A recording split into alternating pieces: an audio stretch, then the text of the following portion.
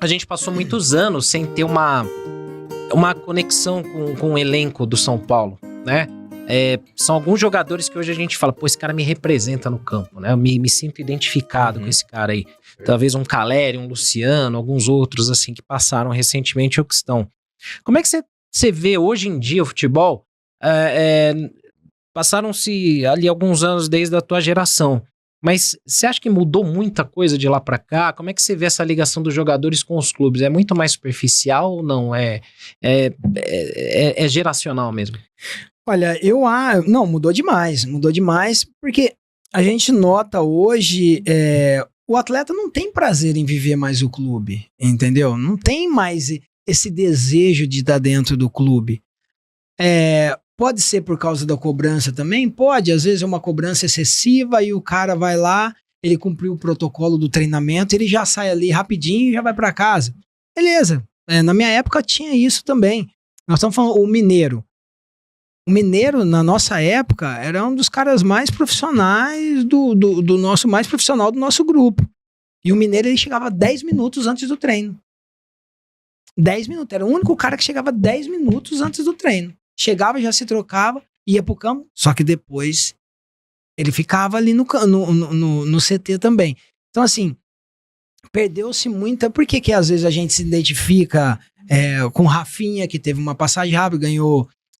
uma Copa do Brasil, para muitos é ídolo do São Paulo, porque você via o torcedor Rafinha, entendeu? O prazer do cara vestir a camisa. Caleri, mesma coisa. Você pega o Luciano. Então são caras que, quando vestem a camisa, ele ama aquilo ali, ele ama aquele escudo. Lucas. Então isso ficou distante de muitos jogadores, né? Hoje os jogadores já não estão mais nem aí.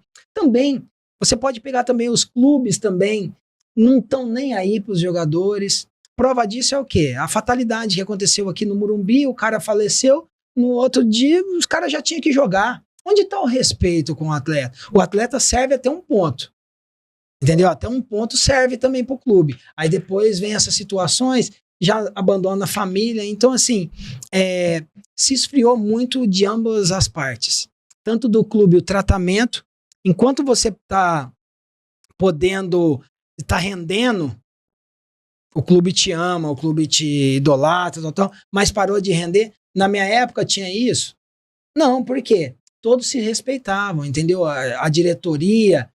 No entanto, que a gente era impactado pelas falas do presidente.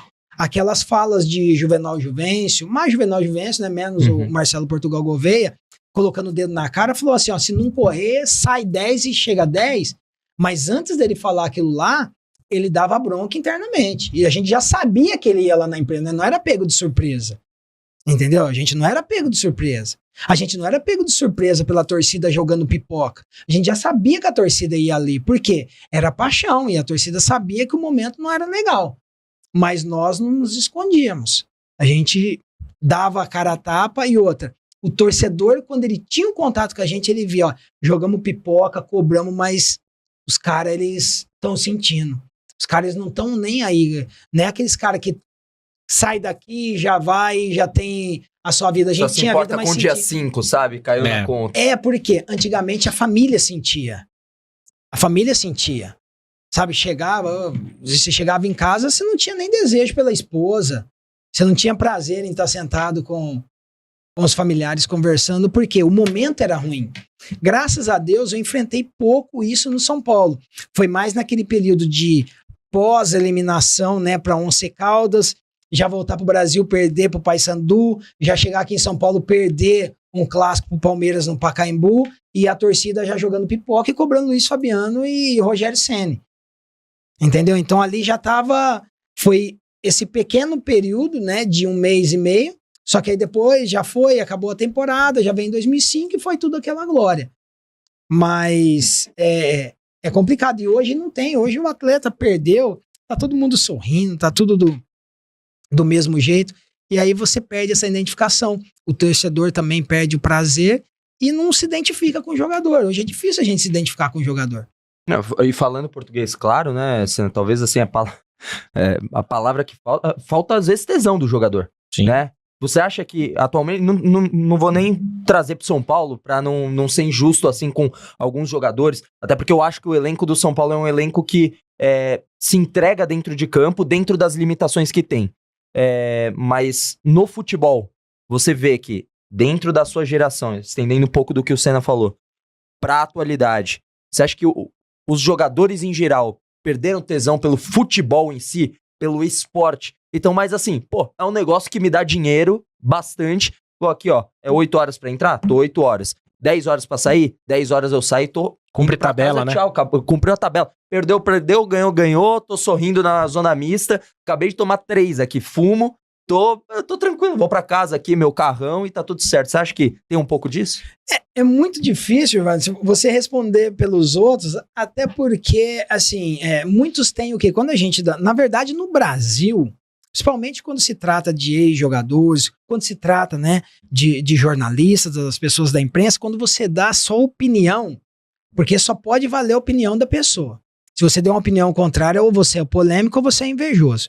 Então, eu sempre dou minha opinião seguinte, a questão do Cicinho. O que eu vejo? Eu vejo os caras sem tesão completamente. Cara, eu tô falando, no momento de glória no São Paulo, às vezes, Campeonato Paulista, nós jogávamos com 10, 15 mil pessoas. Cara, quantos anos o São Paulo não vem jogando? O São Paulo, às vezes, numa draga, quase sendo rebaixado, 40, 50 mil pessoas. Se na minha época a gente jogava todos os jogos com 50 mil pessoas, provavelmente nós ganhava de 10. Por quê? O torcedor faz sim a diferença, cara. E é prazeroso você jogar com o estádio. E prova disso você vê, ó, que sem graceza que era na época da pandemia que não tinha torcedor. Os caras tinham que colocar até caixa de som. Aí fala, nossa, o time tá jogando porque não tem a pressão lá. Que pressão da torcida, gente? Queira ou não, o jogador é treinado pra isso, porque se o cara não acostumar, a pressão vem lá da base, aí é que entra. A pressão vem lá, eu saí com 13 anos, minha mãe vendendo na época a telecena pra poder ir treinar. Aquilo ali era pressão, então eu já cresci pressionado o quê? Que a minha família dependia de mim. O torcedor havaiano, meu pai assistia jogo no Morumbi ali, com o rádio, e o cara xingando minha mãe, meu irmão fala, pai, tá xingando? Não, tá xingando sua mãe, deixa xingar. Entendeu? Então, e hoje qualquer dodóizinho, qualquer coisinha, hoje fala que perde tesão, porque o Josué jogou a final da Libertadores contra o Atlético Paranaense com o dedão direito do pé quebrado. Tomou injeção e passou pomada pra poder anestesiar o dedo, então ele não sentiu o dedo. Hoje o cara com unha encravada, às vezes com uma cara, e o cara não joga. O Luizão jogou contra o segundo jogo contra o Palmeiras com 28 pontos aqui, que ele machucou no primeiro jogo. O cara não joga. Hoje o cara faz preenchimento facial, não joga. É verdade. Já viu isso? O cara ser poupado porque foi preenchimento facial. Foi botox. Hoje tem, depois botox. Não pode treinar porque não pode baixar a cabeça, não pode esforço físico. Aí você vai falar com um cara desse, tem prazer? Então essa é a minha visão.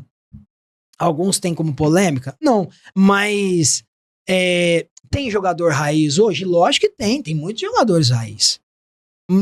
Só que a maioria não se encaixa nesse padrão de raiz, se encaixa no padrão aí que o quê? Não tem tesão pra jogar.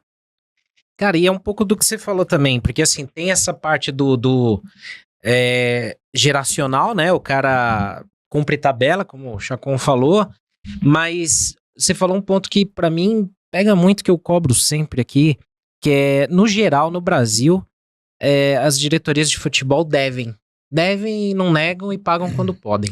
E alguns até acham que não, mas tá tudo certo, tá tudo alinhado com eles que a gente tá devendo. E tá tudo bem.